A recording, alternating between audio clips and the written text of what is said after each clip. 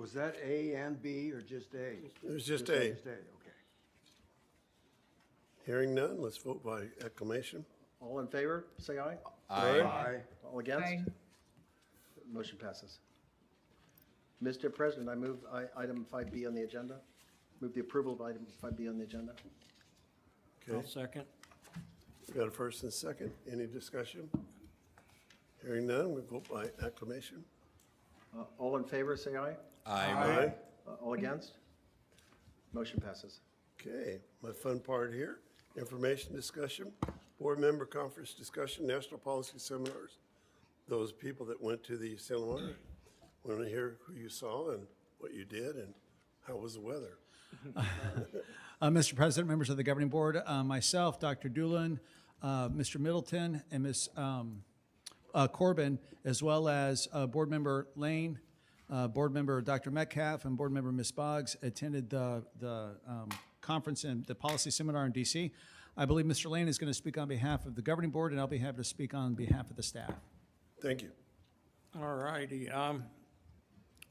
I've been to several conferences like that, never representing EVIT. However, first day they kind of give you the lay of the land.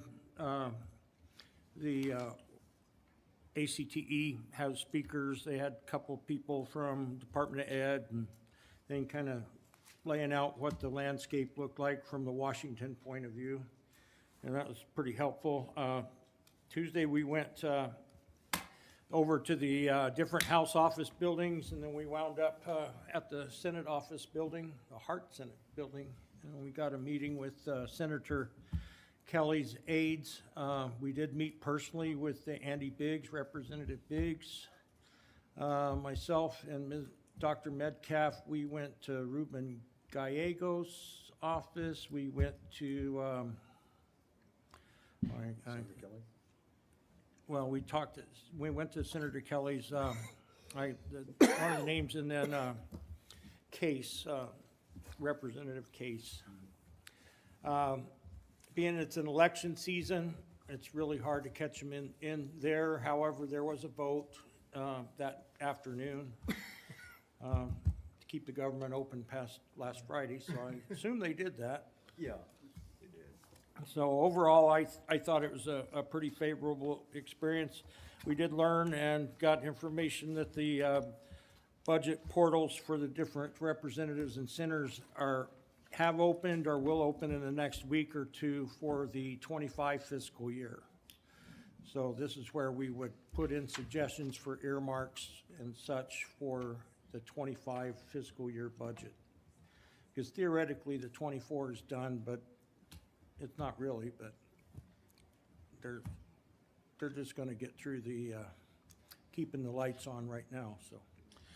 So I agree with what Mr. Lane said. I'd like to thank Board Member Boggs for getting us the opportunity to speak with Mr. Biggs. As Mr. Lane indicated, it was difficult to get into the actual representatives because of the time of the year that it was, but it was a pleasure to speak with Mr. Biggs, and so that's much appreciated. The conversations we did have with their staff members, though, I'm always impressed because many of the staff members are from Arizona. And so you go into conversations with kind of your, at least I do, kind of your elevator speech for EVIT, right?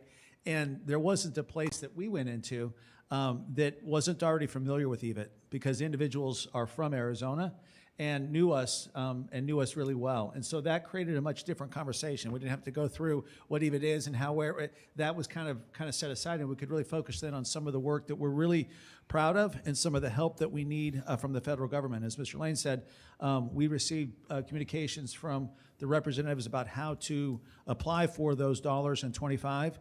As we've talked about before, our growth is indicating that we're going to need to continue to expand. That's a good problem, but we don't have bonds or overrides, and so the ability for us to expand is going to be based on us having the funding. And if we can get dollars allocated to us from the federal government to help with that funding, that would certainly be appreciative.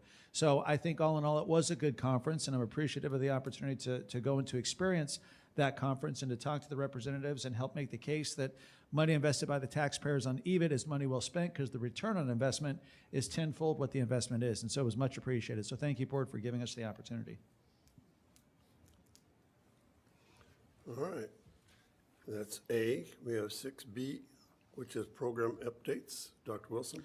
Mr. President, members of the Governing Board, one of the things that we do and have started doing, and I appreciate Ms. McAfee's request to continue to do this because it's easy sometimes for us in the middle of the day in and day out business to forget this, is to highlight our programs specific.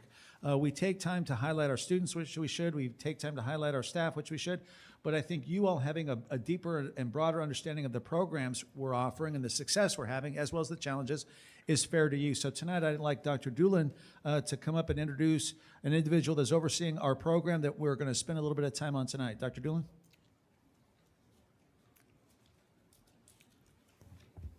Good evening, Board President, members of the board. As always, it's a delight to be here with you. But I get the great privilege in introducing Natalie Sikowski. I had to practice saying her name before I came up here, but it's easy for, I told her, I said, every time I hear her name, I'm reminded of, I don't know if you watch Monsters, Inc., and they're always saying Ed Sikowski? Well, you know, now we have our own, but she says she married the name, it's not her fault. So she's going to come up here and talk to you all a little bit about our paramedic program.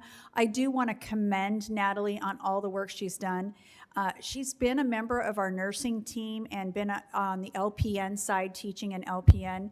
And as we started to go down this route of paramedic, we learned a lot about Natalie, and Natalie has an emergency background. So it was easy for her to jump in, and she really had the contacts from all the years working in the emergency room of the different fire precincts within the area. And she's done a masterful job and a wonderful job reaching out and designing this curriculum.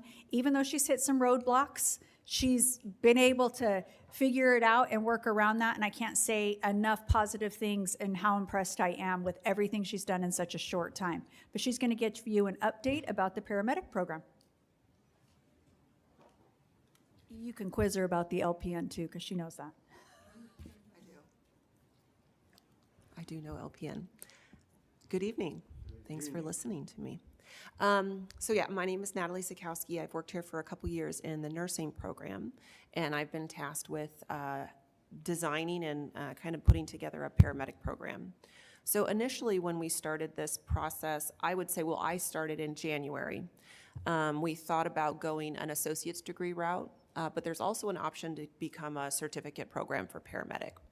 I would say 80% of paramedics in the state of Arizona hold a certificate and not an associate's degree. It doesn't mean it's not a desired thing, however. There's just not as many programs. So I've designed both, and we've presented the certificate and the associate degree to our advisory board, which was a collection of probably some of the best stakeholders in the state. Some that are my personal friends that I've worked with in trauma, and some that I've had connections with through Dr. Wilson, et cetera. And we got a lot of feedback on both, whether it be associate or certificate. Either way, it is a need of the community. We do not have enough paramedics. They can't hire them fast enough.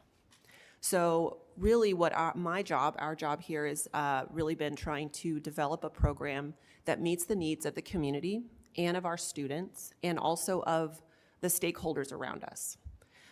So right now we're kind of looking at a certificate program. It's 40 credits, about a year long. I'm not sure tuition, I don't think we've even gotten that far yet. But ultimately it would start graduating, hopefully if we could start August, January, we could start putting out paramedics the end of next year. Do you guys have any questions directly related to the program or how we're going to fill this need? I have a question for you, Natalie. Yeah. The normal program for getting a paramedic, the AA degree or associate degree or your certificates, how long is it? Usually a year or more or less? It's usually an hour-based, right? So in the state of Arizona, we have to operate not only under our accreditor, which would be COAMPS or KHEP, which we already have for Surge Tech, but also we have to operate under state, which is DHS. And they say that it has to be a minimum of 1,000 hours spent, combination of clinical hours where they're actually riding on ambulances and going to a hospital, and the rest has to be didactic. So as soon as you can get that 1,000 hours in, that's about how long it would take. The challenge here, could we shove 1,000 hours into 6 months? Yes, we could. However, if we're trying to serve our community, not just our students, which is certainly our goal, right? But fire districts, they're gonna have to pull people off of their ambulance rides and put them into school full-time for 6 months, and that's not necessarily always feasible. So, but I think that's something that we're in negotiation with. We have a couple fire districts that are really interested in partnering with us, like Superstition Fire. I've reached out to Rural Metro, I think Scottsdale. So we're kind of trying to figure that out, if that answers your question. We could make it 6 months, we could make it a year, just as long as we're meeting that 1,000 hours. So one of the things that I was appreciative of, Natalie, and I'll be honest with you, and at first I was a little bit taken back because in my mind, the idea, we'd spent so much time focusing on the associates, but what Natalie did is what we all should do, is she listened to our advisors and listened to those that we're serving and said, it's better potentially to start with a certificated program, and that would make it a shorter run. And then in time, if necessary, grow it into the associates. And I appreciate that perspective, and I appreciate Natalie's willingness to say, no, this is what the industry is saying, and this is what we should be doing, because ultimately our job is to do that, is to serve our students and serve our community. And she's done an exceptional job navigating that, not only with our industry partners, but also with a superintendent that was hell-bent on an associate's by yesterday. And for her to come back and say, it's really better if we go this route because it gets a faster turnaround to the employees, the employment, and that's what's needed, and then take the time to build out to the associates. So Natalie, I appreciate your patience and willingness to actually advocate for what's in the best interest of not only our students, but also our community. Much appreciated. I have Could I ask a question? Assuming the student completes Can you guys hear me? Sorry. Assuming the student completes a certificated program, there's nothing that forecloses them from getting an AA degree for the community colleges. Absolutely not, and really what we'd like to do is build it, because we are a college now, Right. that they can receive credits, those 40 credits for the certificate, and if we were to roll out an associate's degree after, because we have that success and we've really built our reputation, they could translate that into an associate's degree. And we have those matriculation agreements with colleges, even outside of EVIT too, so if they wanted to get a bachelor's or whatnot.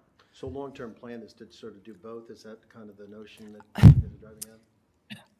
Ultimately, yes. I think we would all love to see that be the ultimate plan, Okay, yes. thank you. Ms. Mackey, sorry. Something to say.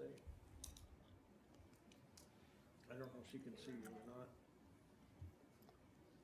She Oh, can't. She can't. She's Oh, my coughing. gosh, I'm sorry. Is there any treatment for coughing that you would recommend? Water. Is that your question? Sorry. Okay. That's so unfair there. I'm so sorry.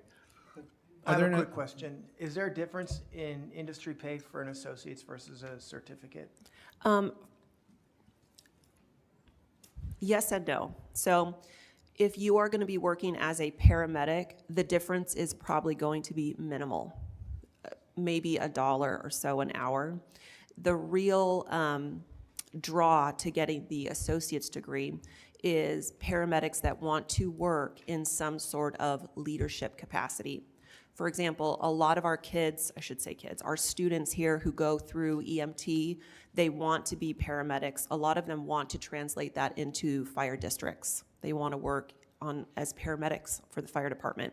In order to get into battalion chief, captain, you have to have a minimum of an associate's degree. So, and that's where I think a lot of our fire districts have shared with me, we don't have that. We have paramedics, but we don't have a lot of degree level paramedics to promote. Thank you. Thank you very much. I appreciate it, Natalie. Thank You're you. welcome. Thank you, Natalie. Oh, no, I think she's done. No, she's still, okay. We move all of items 7, 8 through D. Yep. I'm going to do that if that's. Okay, we're on action items 7. Mr. President, Yes, sir. can I'd like to move items 7A through D, unless there's a reason to pull any of those out separately. Is there anybody who wants to pull anything out separately? Move items No? 7A through D. A through D, okay. We have a second? I'll second. Are there any questions on any of them? Hearing none. All in favor of approving items 7A through D, please say aye. Aye. All against? Items 7A, B, C, and D, I'm sorry. Yeah. Okay. Yes. We have an executive session. Can we, I don't have the magic language. okay, the executive session. Mr. that's President, I item A. move to go in executive session. Can we go for A and B in the executive session? Yes. Mr. President, I move that we go into executive session for items A and B on the agenda. Do I have a second? I second. Okay. Vote by acclamation, please. All in favor? Aye. Aye. All against? Motion passes. Okay. 6:23. That took less than 20 minutes, didn't it? So we have the option of staying here. We always do, and they can run it here. And just ask the 2 or 3 folks that are staff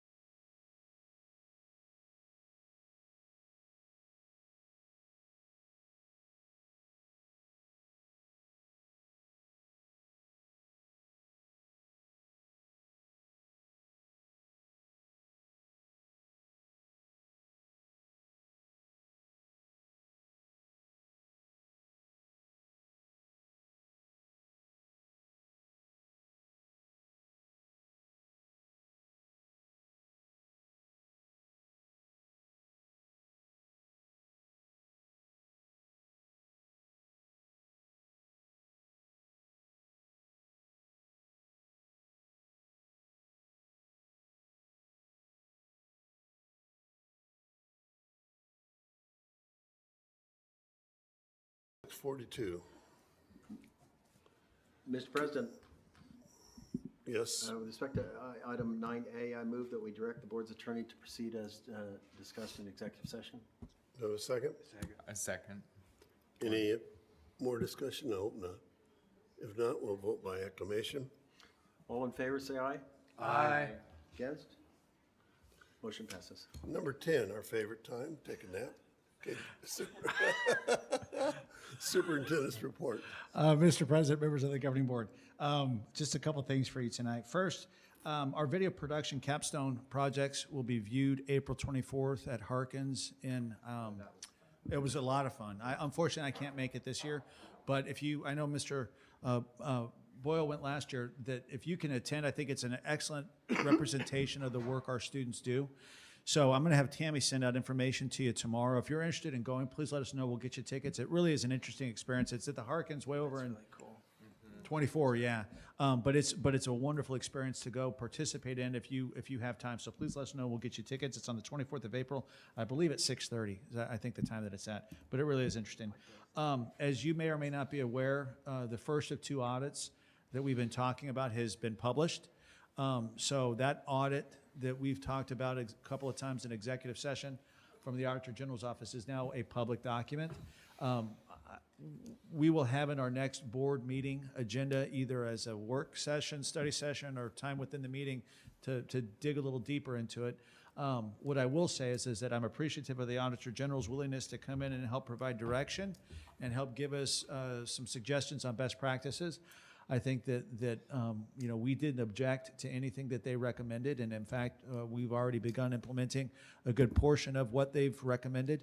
But we'll talk a little bit more about that. But just so you're aware, the audit is now public information. Our next board meeting, fingers crossed, is scheduled to be in our boardroom. So when we're done here tonight, if you guys just want to take a look around, a little nostalgia, because we may not be having our meetings here anymore.